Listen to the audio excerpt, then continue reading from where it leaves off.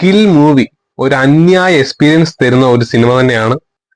നിഖിൽ നാഗേഷ് ഭട്ട് സംവിധാനം ചെയ്ത മൂവിയാണ് കിൽ എന്നുള്ള ഈ ഒരു ത്രില്ലർ ആക്ഷൻ മൂവിയാണ്. അതുപോലെ തന്നെ സർട്ടിഫിക്കറ്റ് കിട്ടിയ മൂവിയാണ്. കാരണം എന്നുള്ളത് ഇതിനകത്ത് വയലൻസ് എന്ന് പറഞ്ഞാൽ പക്ക വയലൻസ് തന്നെയാണ്. അതായത് ഒരു വിട്ടുവീഴ്ചയും ഇല്ലാത്ത വയലൻസ് എന്ന് പറഞ്ഞാൽ അതുപോലെ വയലൻസ് ആണ്. വെറുതെ ഡയലോഗിലൂടെ വയലൻസ് എന്ന് പറഞ്ഞ 5-6 തോക്കുകൊണ്ടൊക്കെ പെട്ടപ്പെട്ടാന്ന് വെടിവെക്കുന്ന ആ ഒരു പരിപാടിയല്ല. 1 hour 45 minutes ആണ് ഈ മൂവി. അപ്പൊ ഈ ഒരു മൂവിയിൽ ത്രൂ ഔട്ട് നമ്മൾ നോക്കിക്കഴിഞ്ഞാൽ ഒരു 1 hour ടോട്ടലി വയലൻസ് തന്നെ. അതായത് ഫൈറ്റ് സീൻ മാത്രം, ആക്ഷൻ സീൻ മാത്രമേ ഈ ഒരു സിനിമയിലുള്ളൂ. ഒരു ഹിന്ദി ബോളിവുഡ് മൂവിയാണ്. പക്ഷേ നമ്മൾ ആ ഒരു ബോളിവുഡ് മൂവി കാണുന്ന ആ ഒരു ഫീൽ അല്ല ഇതിൽ കിട്ടുന്നത്. കാരണം ഡയലോഗ്സിനെക്കാട്ടിൽ അപ്പുറം കൂടുതലും ആക്ഷൻ സീന്, അതുപോലെ തന്നെ ആ ഒരു കഥ സ്റ്റോറി പോകുന്ന രീതി, അപ്പം ഇതെല്ലാം കൂടെ നല്ല രീതിയിൽ ആ ഒരു വാച്ച് ചെയ്യുന്ന ആ ഒരു വ്യൂവേഴ്സിനെ നല്ല ടച്ച് ചെയ്യുന്നുണ്ട്. അപ്പൊ അതുകൊണ്ട് തന്നെ ആ ഒരു ആക്ഷൻ സീനിലൂടെയാണ് ടോട്ടലി പടം നമ്മളോട് എന്താണ് പറയുന്നത് എന്നുള്ളത്.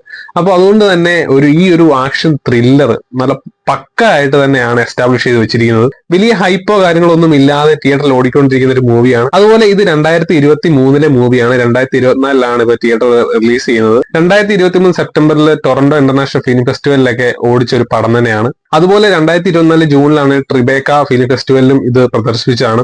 അതിനുശേഷം തിയേറ്റർ റിലീസ് ആയിട്ട് ഇപ്പൊ ഇറക്കുന്നത് ഇപ്പൊ ജൂലൈയിലാണ് ഇപ്പൊ ഇവർ ഇറക്കിയിരിക്കുന്നത്. എന്നാൽ ഇതിന്റെ നിരാശകരമായ കാര്യം ഇത് എല്ലാ തിയേറ്ററിലും അവൈലബിൾ അല്ല. അതുപോലെ തന്നെ എല്ലാ സ്ഥലത്തും ഇത് അവൈലബിൾ അല്ല. കുറച്ച് പ്രമുഖമായ കുറച്ച് സ്ഥലങ്ങളിൽ മാത്രം, അവിടുത്തെ തിയേറ്ററുകളിൽ മാത്രമേ ഇപ്പോൾ പടം ഓടുന്നുള്ളൂ. ഒരു പക്ക തിയേറ്റർ മൂവി തന്നെയാണ്. നമ്മളിപ്പം ഒരു സിനിമ ടിവിയിൽ നിന്ന് കാണുമ്പോൾ തന്നെ അതുപോലെ നമുക്കൊരു എക്സ്പീരിയൻസ് കിട്ടുന്നുണ്ടെങ്കിൽ പോലും അത് തിയേറ്റർ വാച്ചബിൾ ആവുമ്പോഴേക്കും അത് അതിലും ഭീകരം തന്നെയായിരിക്കും. കാര്യം കൂടെ ഇരിക്കുന്നതിനെ എടുത്തിട്ട് അലക്കാൻ തോന്നും. അതുപോലത്തെ ഒരു ഫീൽ തരുന്ന ഒരു മൂവിയാണ്. ഇതുവരെ കണ്ടിട്ടില്ലാത്ത തരത്തിലുള്ള ഒരു പക്ക റിവെഞ്ച് മൂവി തന്നെയാണ്. അതായത് നമ്മൾ ഇതുവരെ കാണുന്ന മിക്ക പടത്തിലും റിവെഞ്ച് സ്റ്റോറീസ് ഒക്കെ ഉണ്ട്. പക്ഷെ എന്നാൽ ഇതിന്റെ റിവെഞ്ച് എന്ന് പറഞ്ഞു കഴിഞ്ഞാൽ നമുക്ക് തന്നെ കയറി വന്ന് അടിക്കാൻ തോന്നുന്ന ആ ഒരു ഫീല് നമ്മൾ ഉള്ളിൽ ഉണ്ടാക്കുന്നുണ്ട് ഈ ഒരു പടം എന്നുള്ളത്. കാരണം അത്രത്തോളം ആ ഒരു വ്യൂവേഴ്സിനെ കണക്ട് ചെയ്യാനായിട്ട് ഈ ഒരു പടത്തിന് സാധിച്ചിട്ടുണ്ട്. ആകെ അറിയാവുന്ന ഒരു കാസ്റ്റിംഗ് എന്ന് തോന്നിയത് ആശിഷ് വിദ്യാർത്ഥി മാത്രമാണ്. ബാക്കിയെല്ലാം കുറെയൊക്കെ പുതുമുഖ ആൾക്കാരും ഒക്കെയാണ്.